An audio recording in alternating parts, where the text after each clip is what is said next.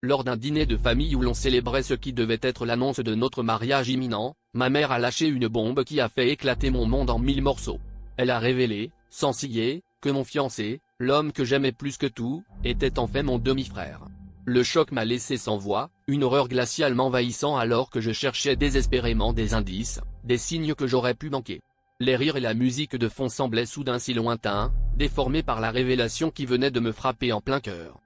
Je me suis levé, chancelante, et j'ai quitté la table, l'esprit en ébullition. Lui, il me suivait, la panique se lisait sur son visage.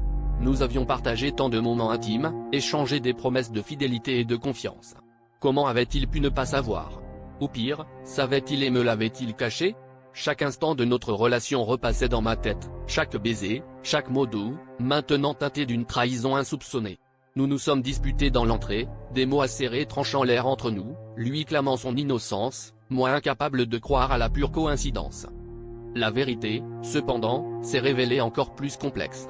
Ma mère, dans son désir de se racheter, a avoué une liaison de longue date avec le père de mon fiancé, un secret soigneusement gardé jusqu'à ce jour fatidique. Ni lui ni moi n'étions au courant de cette histoire d'adultère, cette trame cachée qui avait tissé nos vies ensemble de la manière la plus tordue possible. Nos familles, autrefois unies par notre amour, se sont retrouvées déchirées par un passé que nous n'avions pas choisi. Un mois est passé depuis cette soirée infernale, et je lutte encore pour démêler les sentiments confus qui m'assaillent. Une part de moi veut le pardonner, croire en la sincérité de ses émotions. Mais une autre part, plus sombre, se demande si je pourrai jamais dépasser ce lien de sang, cette trahison involontaire qui nous lie d'une manière si dérangeante.